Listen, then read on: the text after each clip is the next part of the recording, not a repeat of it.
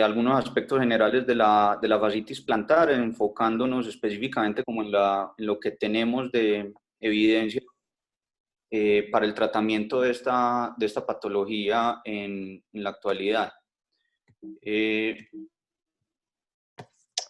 La fascitis plantar es una condición que Comienza, Jorge, históricamente, pues, perdón, profe. adelante. Ok, entonces, Aló. la fascitis plantar entonces es históricamente pues, una condición que se ha atribuido a múltiples comorbilidades o a múltiples orígenes. Por allá en la década de los a documentar todo este problema, pues inicialmente se le atribuyó a orígenes infecciosos, específicamente con tuberculosis, infecciones por gonococo, o como cuando no se sabe por qué suceden las cosas en medicina, pues siempre se le atribuirá a la sífilis.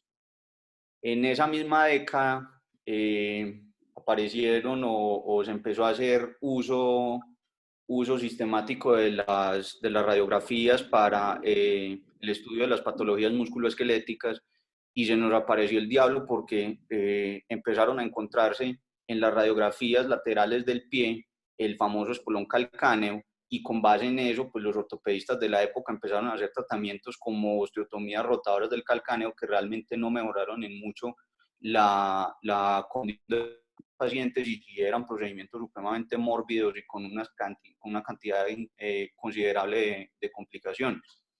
Para la década de los 50 se empezaron a hacer estudios cadavéricos, específicamente el doctor Dubris fue el que hizo todos estos estudios, estas disecciones anatómicas y se identificó que efectivamente el espolón calcáneo no tenía nada que ver como con las zonas de apoyo del pie, sino que era simplemente un osteofito que se formaba al interior o el flexor corto de los dedos o el abductor del quinto dedo. Sin embargo, ya, pues, digamos, el daño histórico del espolón calcáneo para el pie estaba hecho.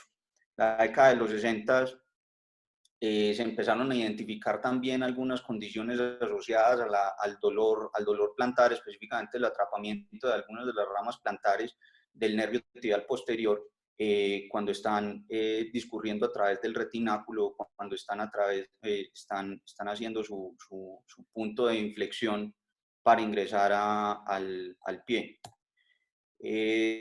Sabemos que es una condición que se presenta con bastante frecuencia. Se tiene estimado que en los Estados Unidos 2 millones de personas por año pueden llegar a presentar dolor plantar, ¿sí? Eso implica que una de cada 10 personas puede llegar a presentar dolor plantar en su vida adulta.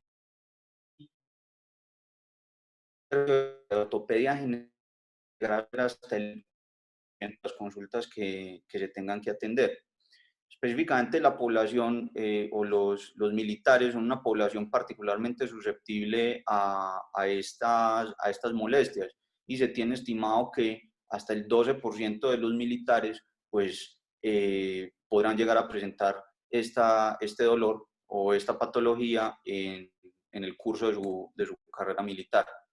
Dentro de los factores de riesgo, entonces, además de los militares que por su condición o por su trabajo tienen tienen este riesgo, pues digamos que están aquellos pacientes que tienen disminución del arco de movimiento, específicamente disminución de la flexión dorsal del tobillo, son pacientes en riesgo, pacientes que tienen por su actividad o por su trabajo largos periodos de bipedestación, pacientes que se han tenido que inmovilizar y restringir el apoyo por largos periodos de tiempo, y largos periodos de tiempo es más de 3 semanas.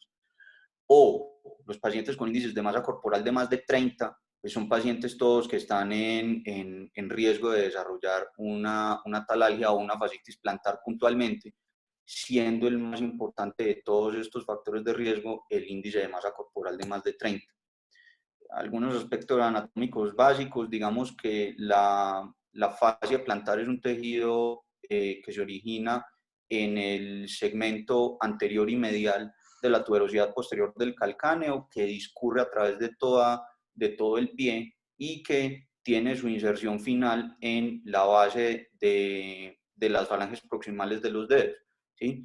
En el curso pues, en el que va o en el trayecto en el que va, digamos que ella deja un par de septos que divide la musculatura intrínseca del pie en tres compartimientos, y cuando está próxima a insertarse en las falanges, ella hace un ojal a través del cual pasan los tendones flexores de los dedos.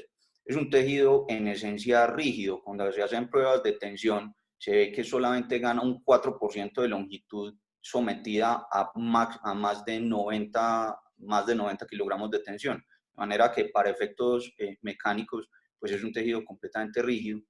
Este tejido rígido es necesario o tiene su función en cuanto a que cuando se flexiona, cuando se hace flexión dorsal de los dedos durante la fase de despegue, pues esto aumenta la tensión y aumenta la rigidez del arco plantar, y eso pues favorece el brazo de palanca del tendón de Aquiles para propulsar adecuadamente el paso. Sin embargo, esa misma rigidez es lo que hace que se produzcan, digamos, microrupturas y cambios degenerativos y cambios inflamatorios alrededor de la zona de inserción, esencialmente. En cuanto al examen físico, pues digamos que es un examen físico en el que, además de hacer las preguntas de rigor y tratar de descartar la mayor cantidad de patologías asociadas posibles, pues cuando ya nos enfocamos en el pie puntualmente, es importante mirar la alineación del retropié de los pacientes, mirar cuáles son las retracciones musculares que tengan estos pacientes, específicamente buscando cuántos pacientes o qué pacientes tienen retracción de los isquiotibiales y retracción de los gastrosóleos. ¿Sí? Ya les voy a mostrar por qué es importante eso. Buscar cuál es el sitio primario de dolor, cuáles son las características de dolor, descartar que el paciente tenga un dolor de origen radicular, paciente tenga algún síntoma de atrapamiento nervioso, fijarse si el paciente tiene algún tipo de dolor irradiado y cuáles son los síntomas asociados. Acuérdense que los pacientes que tengan dolor nocturno, en reposo, dolor bilateral, son pacientes en los que tendremos que tener un poco más de cuidado y tratar de descartar otras patologías antes de considerar como diagnóstico principal o como diagnóstico primario una fascitis plantar, ¿sí? Acá en la esquina superior derecha les indico o les muestro esencialmente cuál es el punto o cuál es la zona específica de dolor en los pacientes con fascitis plantar. Dolores más mediales o dolores más plantares, pues ya nos indican otras patologías o nos hacen buscar otras patologías. Espondiloartropatías seronegativas, entesopatías, atrapamientos de las ramas plantar lateral o plantar medial del tibial posterior. Fundamental que se fijen si el paciente tiene o no tiene retracciones y contracturas en equino. Contractura en equino es toda aquella contractura muscular que evite que el paciente o que impida que el paciente tenga una dorsiflexión de mínimo 5 grados con la rodilla en extensión completa. Si el paciente con la rodilla en extensión completa no puede hacer por lo menos 5 grados de flexión dorsal, es un paciente con una contractura en equino. Y eso está directamente asociado a sobrecargas en la fascia plantar y a sobrecargas en el retropié, y probablemente también se van a encontrar ustedes que el paciente puede presentar algún tipo de dolor en el antepié, específicamente bajo la cabeza de los metatarsianos. Acuérdense de descartar también entonces patologías diferentes y que pueden llegar a presentar una sintomatología similar, como el síndrome de túnel del tarso, el atrapamiento de las ramas nerviosas del tibial posterior. En cuanto a la imagenología, no es estrictamente necesario utilizar o no es estrictamente necesario hacer radiografías ni ningún estudio radiológico ni ningún estudio de imágenes para hacer el diagnóstico puntual de la fascitis plantar.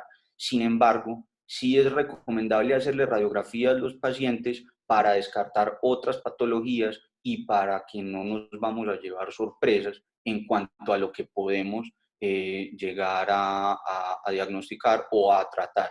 ¿Sí? Acá, en esta imagen, si ustedes notan, el espolón calcáneo se ve en un punto más alto que la zona precisa de apoyo del talón. Entonces, vuelvo y les insisto, el hecho de que nos encontremos en radiografías el espolón calcáneo no quiere decir que el paciente tenga su dolor en ese sitio específico y no le podemos atribuir el dolor al espolón calcáneo. Se sabe que hasta el 13% de la población adulta puede llegar a tener un espolón calcáneo y ser completamente asintomático. Entonces, como les decía, las radiografías y cualquier otra ayuda diagnóstica que utilicemos será para hacer diagnósticos diferenciales y no para hacer el diagnóstico de fascitis plantar. En cuanto a otras ayudas diagnósticas, pues está la ecografía, está la resonancia magnética, que cada una tendrá pues como su papel en alguno de los diagnósticos diferenciales.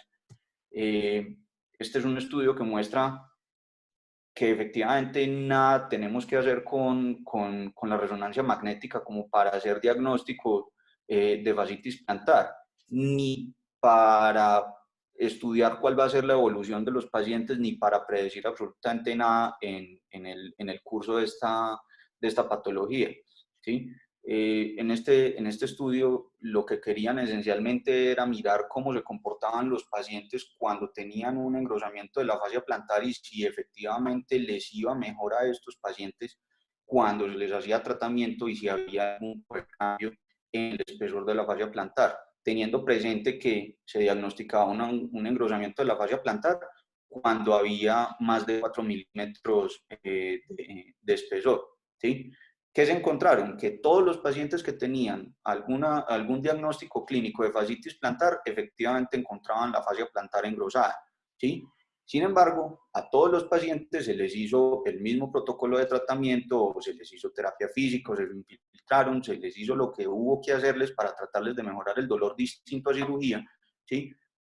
Y encontraron que con cualquier método de tratamiento, si el paciente únicamente mejoraba de dolor, la fascia disminuía también su espesor.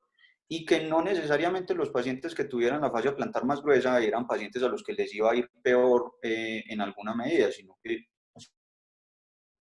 se relaciona más con el tiempo de los síntomas que con la evolución posible del tratamiento y de la mejoría. Entonces, en definitiva, lo que se concluye con este estudio es que efectivamente la resonancia magnética no sirve para nada distinto a descartar otros diagnósticos y a buscar otras cosas que puedan llegar a generar dolor en el retropié del paciente.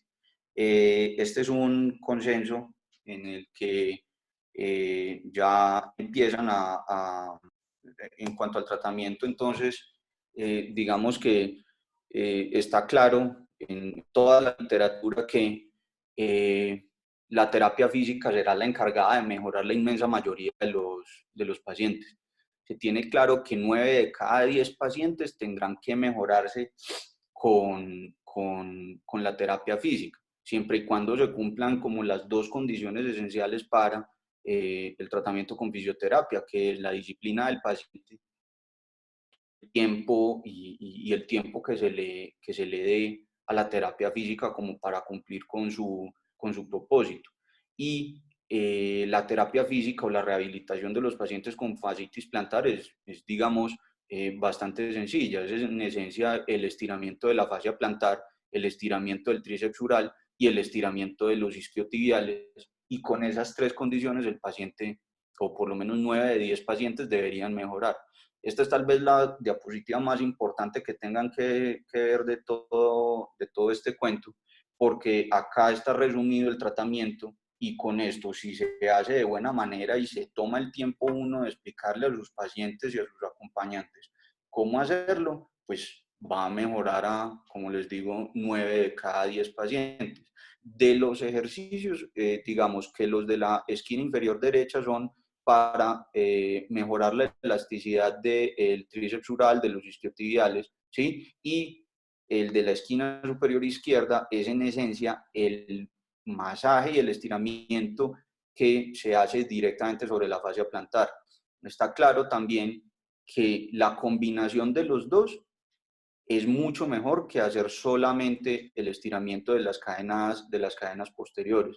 Estos pacientes a los que usted les enseña también a hacer el estiramiento y masaje de la fascia plantar en su zona de inserción, se mejoran un poco más rápido y, la progresión del dolor es más rápida también. El estiramiento puntual de la fascia plantar es bastante sencillo, es enseñarle al paciente a hacer flexión dorsal del tobillo junto con flexión dorsal de los dedos y simultáneamente pues el masaje sobre la zona puntual de dolor. Entre eso y esto, entonces ya saben que con eso van a mejorar a sus pacientes si se encargan de decirles cómo hacerlo. El tema de las ortesis y las plantillas, que es un tema por el cual se aboga bastante y es bastante socorrido en el tratamiento de la fascitis plantar, es efectivamente una terapia coadyuvante bastante importante en el tratamiento de estos pacientes. Principalmente estas que les estoy mostrando acá en la esquina superior derecha, las plantillas de silicona que tienen un pequeño realce en el talón y que son muy blandas, entonces aumentan la absorción de impacto y disminuyen como la carga sobre la zona de dolor. Estos son tipos de férulas que se pueden llegar a utilizar férulas nocturnas que se utilizan para el tratamiento de la fascitis plantar. Están recomendadas por múltiples grupos y por múltiples asociaciones que se encargan del tratamiento de patología de pito-tobillo. Sin embargo, hacen la salvedad todos que el tema es la adherencia al tratamiento, ¿sí? Pues por lo menos a mí me resulta bastante complicado pensar pues que una persona se pueda aguantar esto en las noches y esa es la misma eh, eh, salvedad que hacen en los diferentes estudios. La adherencia a los tratamientos es poca. Entonces se le puede recomendar a los pacientes, pero es difícil que los pacientes se aguanten estas ortesis en las noches para dormir. En cuanto a las infiltraciones, es tal vez la otra arma que tenemos para tratar de mejorar estos pacientes antes de llegar a pensar en tratamientos de otro tipo, por lo menos en las líneas más conservadoras. Este es un estudio que muestra, o en el que recogieron 158 pacientes que dividieron de forma aleatoria en 4 grupos, ¿sí? Y a cada uno de ellos le hicieron uno de estos tipos de terapia. A unos los llevaron a infiltración con esteroide, una infiltración convencional, a otros les aplicaron plasma rico en plaquetas, a otros les aplicaron proloterapia, que es en esencia aplicar una sustancia irritante, puntualmente dextrosas de alta concentración, y hubo un cuarto grupo de pacientes al que se llevó a ondas de choque. Entonces, lo que se encontraron o los resultados que encontraron cuando evaluaban los grupos o cuando evaluaban estos pacientes fueron estos. Los pacientes a los que se les aplicaba una infiltración con esteroide mejoraron del dolor durante el primer mes. Es decir, rápidamente se mejoraron del dolor, lo mismo que los pacientes a los que se les llevó a tratamiento con ondas de choque. Los pacientes a los que se les aplicó plasma rico en plaquetas o los que se les hizo proloterapia, aparentemente también mejoraron de las escalas de dolor. Si ustedes ven acá el cuadro en el tercer mes, todos los pacientes, su escala de dolor respecto a lo que se tenía previo al tratamiento, pero pues digamos que estas dos terapias fueron un poco más lentas. Sin embargo, lo que se encuentra al final de todo el paseo es que después de cuando se van acercando al año, ya todos los pacientes empiezan nuevamente a mostrar escalas de dolor un poco más altas. Y después de los 2 años o cuando llegan a los 2 años, ya todos los pacientes están en esencia igualitos a como estaban antes de que se les hiciera algún tipo de tratamiento de este tipo. Este es un metaanálisis en el que finalmente escogieron o recogieron 41 estudios que representaban 2.889 pacientes. Y además de esas cuatro terapias que les había mostrado en el estudio previo, pues incluyeron pacientes también a los que se les hizo tratamientos con antiinflamatorios no esteroideos, pacientes a los que no les inyectaron plasma rico en plaquetas, sino sangre total, pacientes a los que les hicieron ultrasonido y pacientes a los que les hicieron también aplicación de toxina botulínica o punciones con aguja seca para el tratamiento de la fascitis plantar. ¿Qué se encontraron al final y cuáles son las conclusiones del metaanálisis? Los pacientes a los que se les hace ondas de choque tienen una reducción consistente en el largo plazo. El largo plazo es más de 3 meses para ellos del dolor. Y además de eso, tienen una mejoría, digamos, relativamente rápida después de que se aplican las sesiones de ondas de choque. Los pacientes a los que se infiltra con esteroides son pacientes que tienen una mejoría rápida, pero de tiempo corto. Es decir, recaen nuevamente en dolor y en limitación funcional mucho más rápido. Y los pacientes a los que se les hizo las otras terapias realmente no tienen buenos resultados y finalmente concluyen que este tipo de terapias por el momento no tienen ningún tipo de indicación en el tratamiento de la fascitis plantar. Y como ahora, digamos que el plasma rico en plaquetas es una chicha bastante socorrida por tanta gente, pues me encontré este metaanálisis en el que tratan de evaluar si efectivamente hay alguna consistencia en la efectividad de lo que tanta gente dice que es tan bueno. Después de hacer la revisión sistemática de la literatura, se encuentran 9 estudios que incluyen en este metaanálisis y lo que encuentran es que no hay diferencias en los resultados de mejoría de dolor, ni en el corto plazo, ni en el mediano plazo, ni en el largo plazo, ¿sí? Siendo largo plazo más de 24 semanas, o sea, 6 meses más o menos de seguimiento. Total que a la luz de la evidencia que tenemos en este momento, por lo menos para la fascitis plantar, no tienen ningún tipo de indicación el plasma rico en plaqueta. Las ondas de choque, digamos que han sido un tratamiento controvertido también para múltiples patologías osteomusculares, pero parecieran tener una adecuada evidencia y una buena evolución los pacientes a los que se les hace ondas de choque para el tratamiento de fascitis plantar.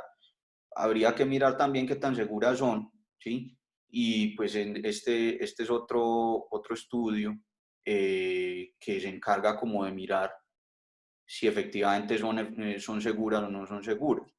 ¿Qué se encuentran? O hacen también una revisión de la literatura, se encuentran 39 estudios que pueden ser incluidos en este artículo, eso representa 2.493 pacientes. Y las principales complicaciones o lo que se encontraron como complicaciones de las ondas de choque son el dolor transitorio y el dolor durante la aplicación de las ondas de choque, el edema transitorio, la equimosis y las petequias en la zona donde se aplican las ondas de choque, pero no encontraron que hubiese complicaciones mayores, ya sea fracturas o ya sea lesiones de otro tipo alrededor de la zona cuando se aplicaban, ¿sí? Y no se vieron complicaciones a un año. Es decir, es un tratamiento doloroso, pero seguro.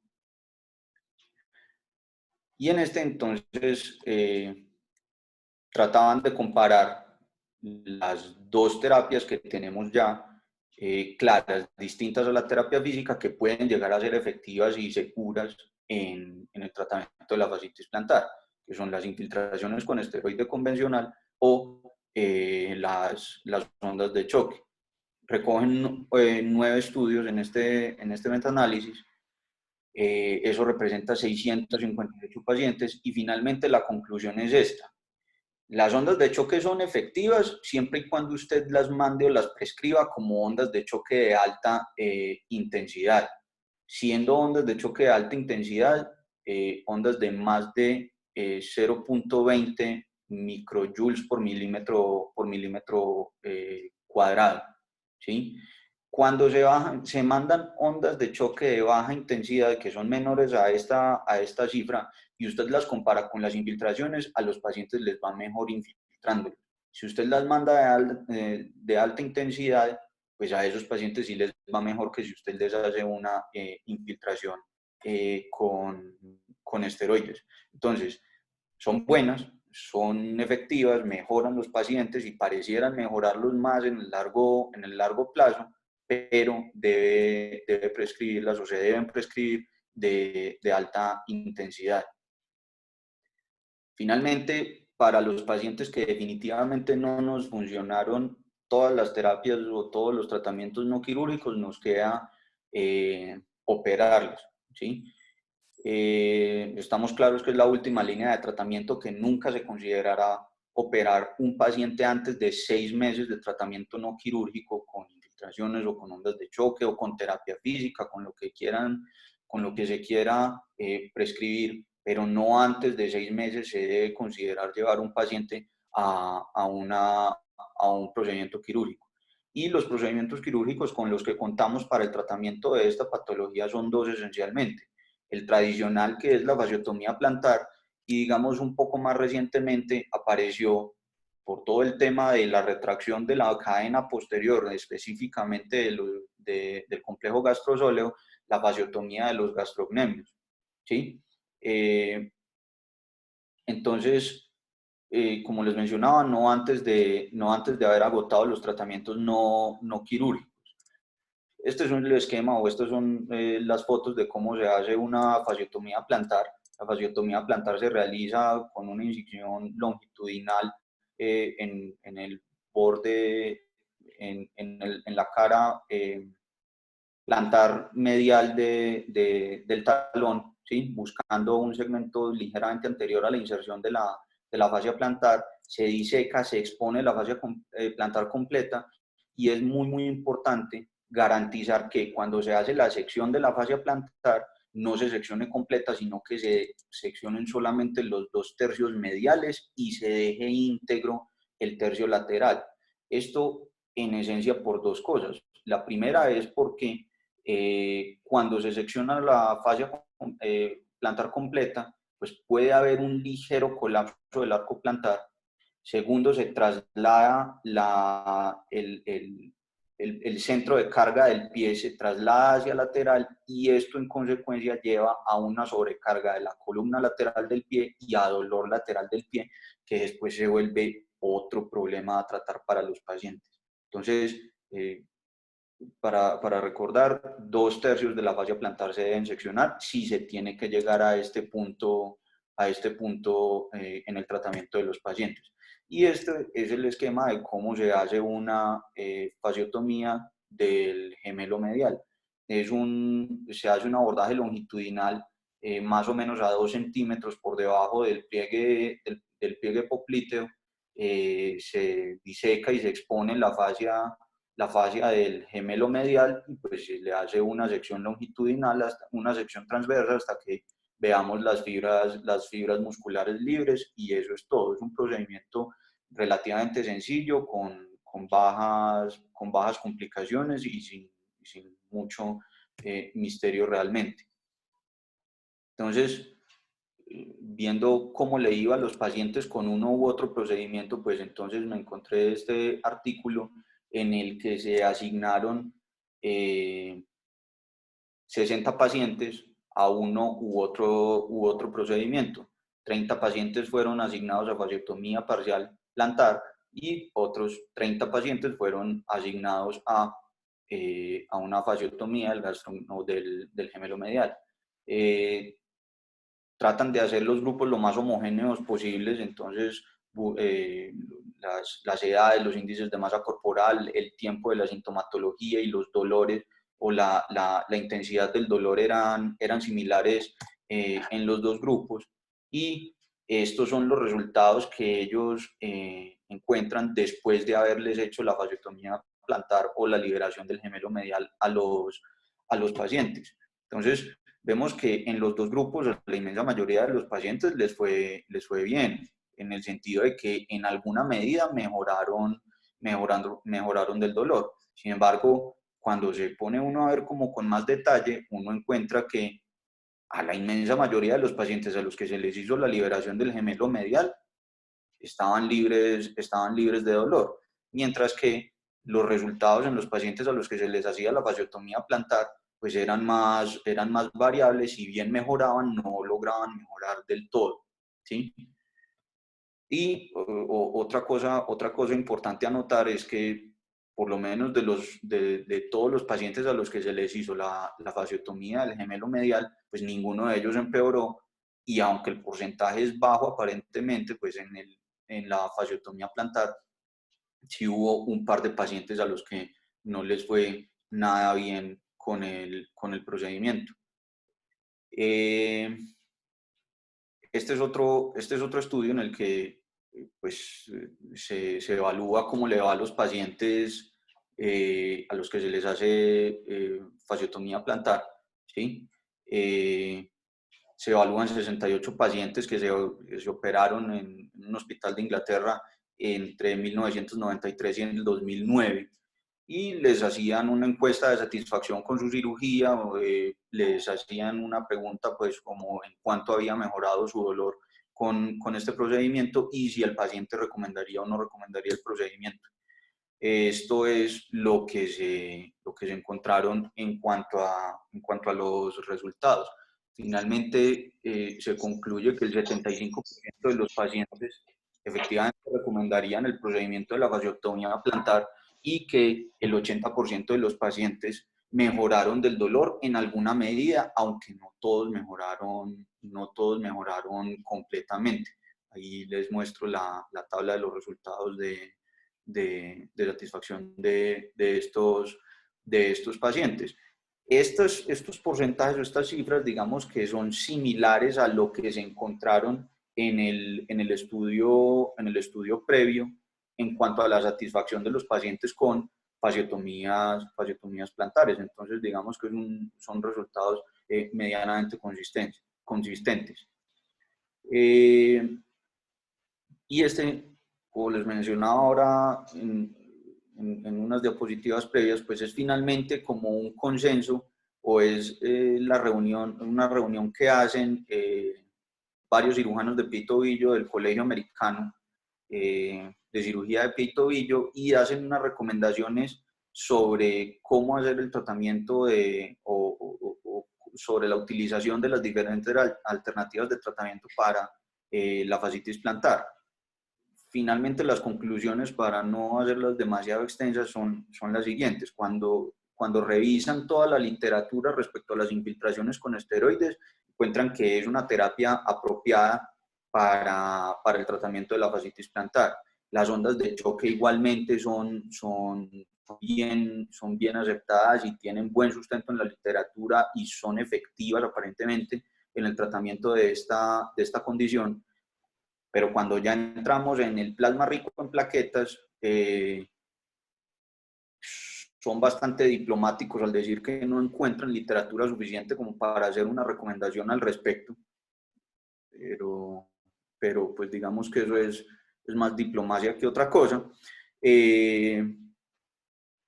Y en cuanto a los tratamientos quirúrgicos, pues encuentran que la fasciotomía plantar es un procedimiento apropiado. Ya vemos que tiene que tener sus detalles y que no es inocuo. Y igualmente la liberación del gemelo medial es un procedimiento adecuado para el tratamiento de estos pacientes que tienen fascitis plantar, siempre y cuando el paciente cumpla con la condición de tener una retracción o una contractura en equino.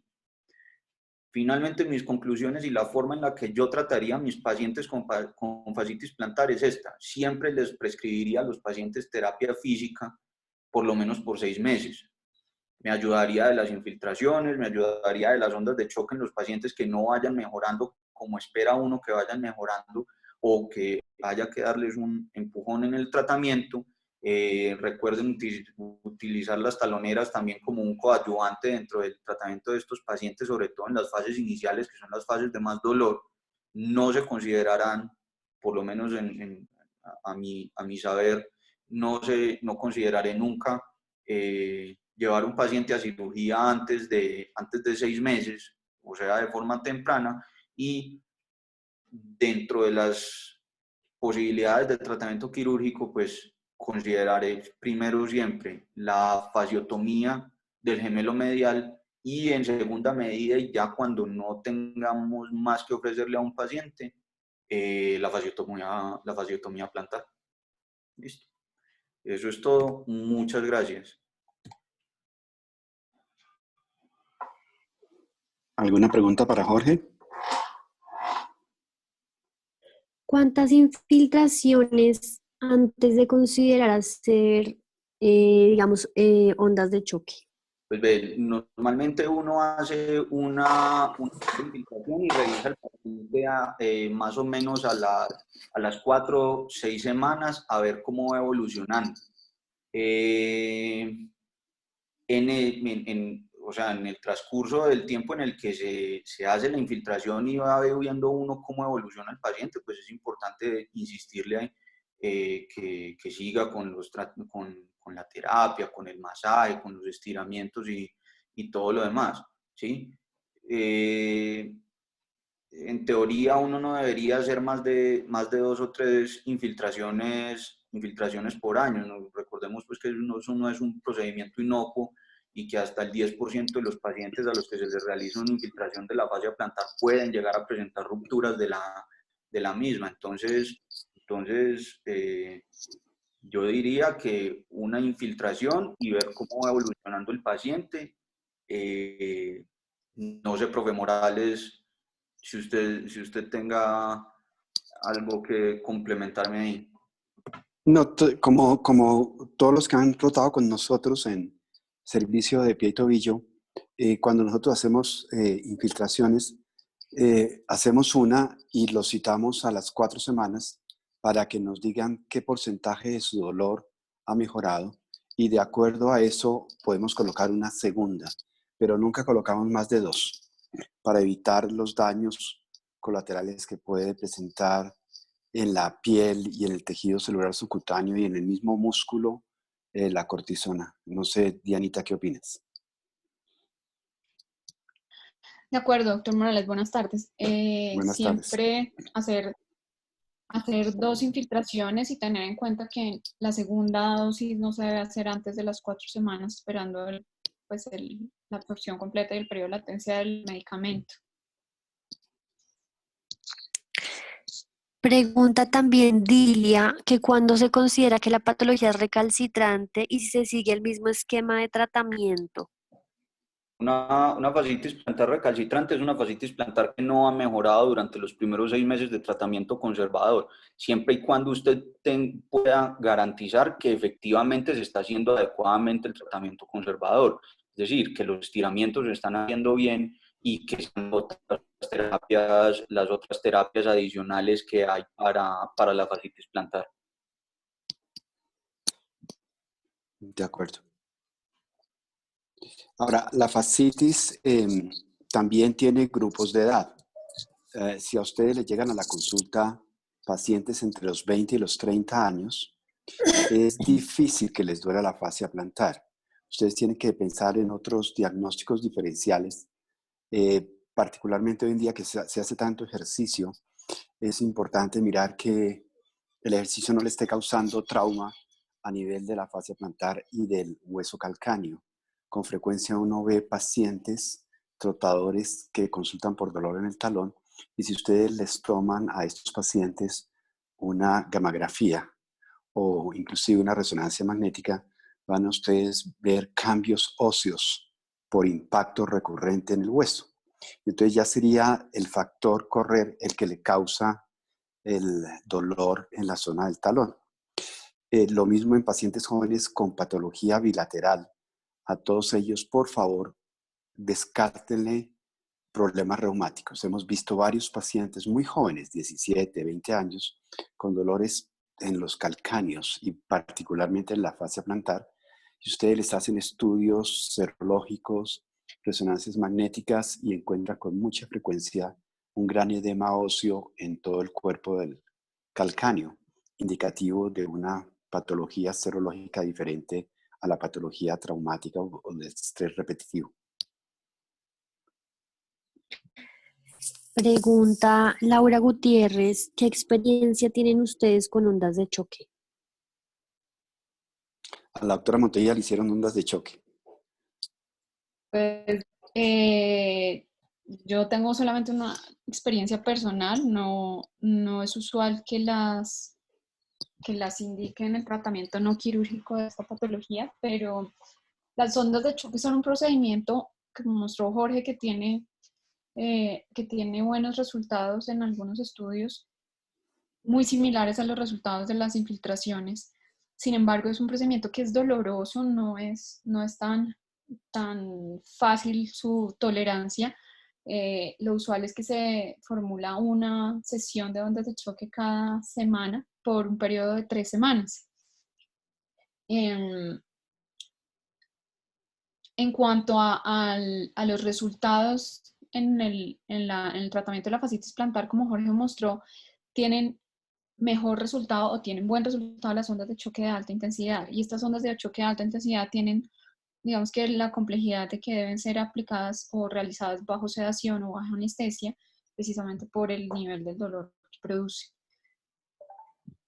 No tengo experiencia en pacientes, solamente les cuento la experiencia personal, son dolorosas. Yo tuve un alivio del dolor en los primeros 2 meses, luego reapareció nuevamente, pero algo que es básico en cualquier tratamiento que hagamos en la fascitis plantar es que todo debe ir acompañado de estiramientos musculares de la cadena posterior del complejo gastrosóleo.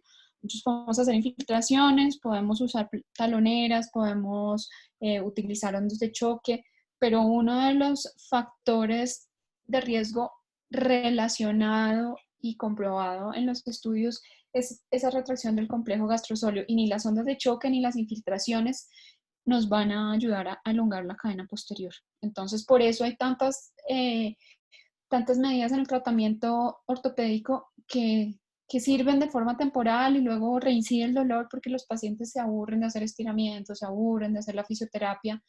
Por eso está en nuestra labor un poquito explicarles que ese es un punto que hay que mejorar en la condición general, o si no, no vamos a lograr obtener unos resultados satisfactorios a largo plazo.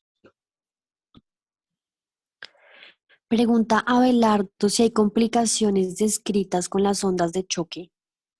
Las que les mostré en el metaanálisis en esencia son molestias locales o son complicaciones locales en cuanto a que se produce edema, que se produce, puede haber alguna equimosis, puede haber algunas petequias. Pero más allá de eso, como les mostré, no hay ni fracturas que se puedan producir por las ondas de choque, ni otro tipo de condiciones que para esta patología estén asociadas a las ondas de choque. Pregunta Luciano, ¿por qué no hacer simultáneamente fasciotomía y liberación de gastrocnemios?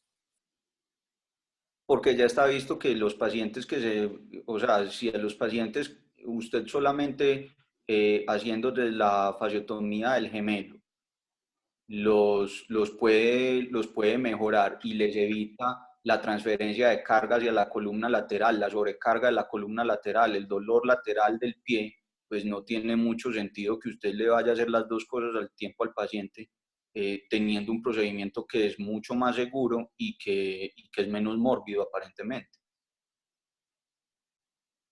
La liberación del gastrocnemio medial es un procedimiento que tiene una recuperación relativamente rápida. El paciente puede apoyar desde el mismo día de su posoperatorio inmediato, a diferencia de la fasciotomía plantar, que muchos pacientes duran incluso hasta 2 o más semanas sin apoyo por el edema, el dolor y todo el trauma quirúrgico en el área del talón. Entonces, en todas estas patologías que tienen mucha relación con la retracción de todo el complejo gastrosóleo, pues se ha visto que hacer esta liberación ha mostrado buenos resultados, y no solo en la fasciotomía, no solo en la fascitis plantar, sino en otras patologías que se relacionan con este factor de riesgo. Entonces, siendo la liberación del gastrocnemio un procedimiento inocuo, pues que tiene menos riesgo de complicaciones, una recuperación más rápida y tiene buenos resultados en cuanto al dolor, considero yo que es mejor como primera opción terapéutica quirúrgica. Ahora, si tenemos un paciente con fascitis plantar crónica, con recidiva de síntomas permanentes, y que al examen físico nosotros encontramos que no tiene mejor dicho, que tiene una buena elongación del complejo gastrosóleo, que no tiene retracciones musculares, o sea, que se han cumplido los tratamientos de la fisioterapia, los objetivos de la fisioterapia, ese paciente sería el que yo llevaría a liberación de la fascia plantar. No sé qué opina el doctor Morales. De acuerdo con Diana, yo creo que si ustedes miran diferentes patologías del tobillo y ustedes examinan y los encuentran de alguna manera retraídos, ustedes tienen que mejorar esta condición, y ustedes lo ven con frecuencia en patología del Aquiles, gemelos, ustedes ven en patología del retropié, ustedes ven en todas las metatarsalgias mecánicas, donde ustedes, las mujeres que usan permanentemente tacones, o el pie equino, y ustedes inclusive en pacientes, si ustedes se ponen exactamente, pacientes que tienen halos rígidos, estos pacientes también tienen raídos. Este acortamiento es importantísimo en la generación de síntomas. Por eso tenemos que tratarlos, y para ello necesita lo que decía Jorge, el hacer todos los días, hacerla bien, por supuesto, y convencerlos de que se puede, pero dura 6 meses uno haciendo terapia. Eso me recuerda tanto los ejercicios que uno va, se matricula, todos ustedes se han matriculado primeras 2 semanas y luego ya dejan de ir, y el dueño está feliz porque les dejaron la matrícula pagada y ustedes no volvieron. Entonces yo creo que la terapia mismo es cansona, no es fácil, pero es lo que mejor resultado nos da. Ok, aquí también por el chat me están preguntando que con respecto a qué preferimos, si taloneras o plantillas largas, y por qué. Luciano, ¿qué? Jorge, ¿qué piensas? No, realmente utilizar las plantillas largas o utilizar la plantilla de la talonera solamente, yo no encontré que hubiera alguna diferencia en cuanto de mejoría mayor en con el uso de una u otra. Finalmente esos son tratamientos adyuvantes y tienen un propósito específico, y es aumentar el acolchado del talón para disminuir el impacto cuando se hace la fase de apoyo de talón durante la marcha. Entonces, yo no encontré qué diferencias hubiera entre unas y otras, pero creería yo que no tiene que haber ninguna diferencia. Bueno, con respecto a las plantillas completas o las taloneras, yo considero que uno de los efectos no solamente es la amortiguación del talón, sino la talonera busca un segundo efecto, que es la elevación del talón con respecto al antepié, sobre todo en los pacientes que están acostumbrados a utilizar calzado plano. Es claro que el uso del calzado plano incrementa los síntomas o hace que se perciban más, precisamente cuando están asociados a esa retracción de la cadena posterior, la cadena muscular posterior. Entonces, el elevar la zona posterior del talón hace que todo el complejo gastrosóleo esté menos tenso, así como los síntomas también disminuyan en su percepción. Esa es la razón por la cual yo prefiero el uso de taloneras más que plantillas completas. ¿Alguna observación de la doctora Carolina Romero o Adriana Cobo que están ahí en la reunión?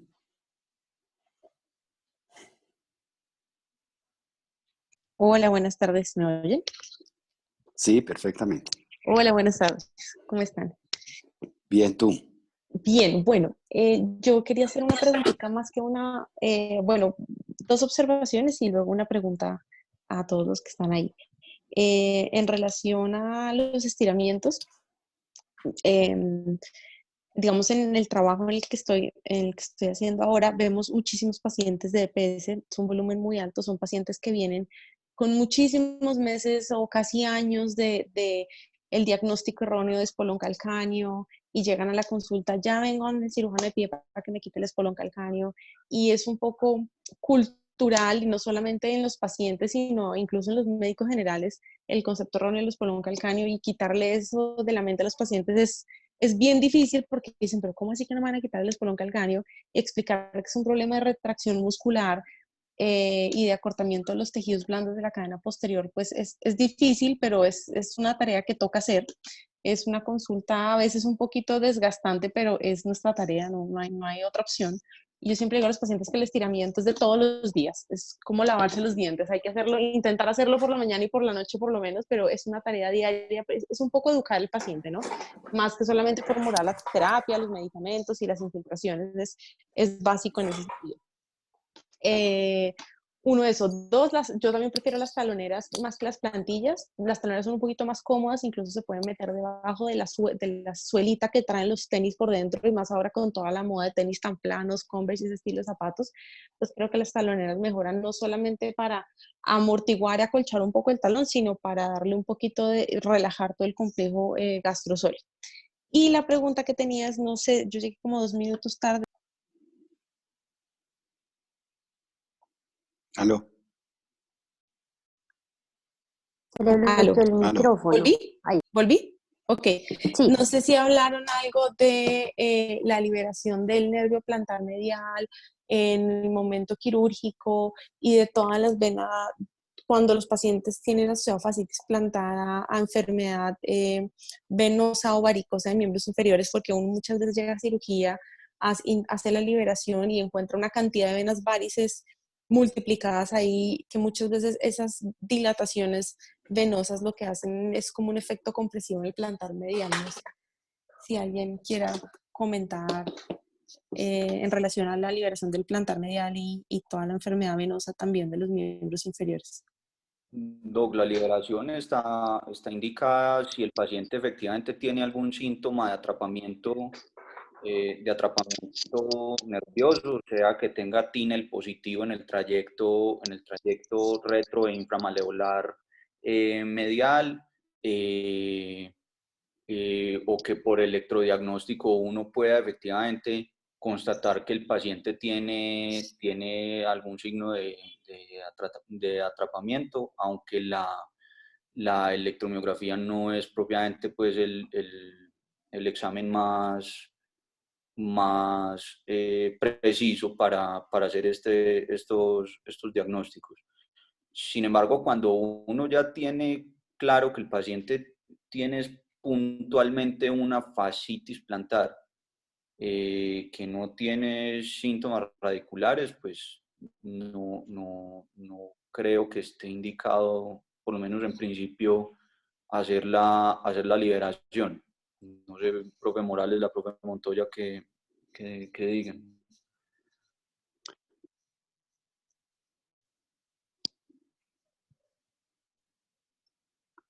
Aló. Hola, profe. Aló. Diana, ¿respondes? Sí, de acuerdo. Es importante diferenciar en el paciente, en cada caso, si los síntomas son solamente mecánicos o hay síntomas neuropáticos también de compromiso de atrapamiento del nervio. Si yo de rutina, si hago liberación de la fascia plantar, uno está en el mismo abordaje y hay muchos pacientes que al examen físico no solamente tienen dolor en la inserción posteromedial de la fascia plantar, sino también hay dolor en la cara medial como tal del talón.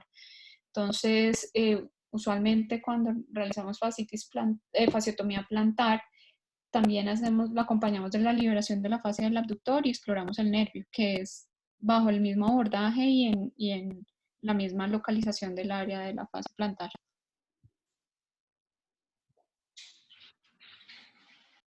Creo que Muchas gracias. en la experiencia nuestra encontramos dos tipos de pacientes. El paciente que acaba de describir Jorge en toda su charla, que es un dolor posteroplantar, muy plantar más que... Y el paciente que acaba de mencionar la doctora Montoya, que es un dolor en la parte medial. Y como todo problema neurológico, el atrapamiento neurológico molesta mucho de noche. La fascitis plantar per se no debe doler por la noche, porque el pie está descansando de impactos. Sin embargo, hay pacientes con dolores plantares que tienen dolor por la noche. Y ese paciente uno tiene que sospechar que pueda tener un atrapamiento neurológico o a nivel del tibial posterior o de sus ramas descendentes. Y en ese paciente que sigue con dolor ahí por la noche, a ese paciente yo sí creo que hay que explorarle básicamente el nervio del abductor digiti quinti, que está presionado por el abductor del hallux, y uno al quitarles esa presión, y eso está lleno de varices y de venas, al retirar eso mejoran considerablemente. Muchas gracias.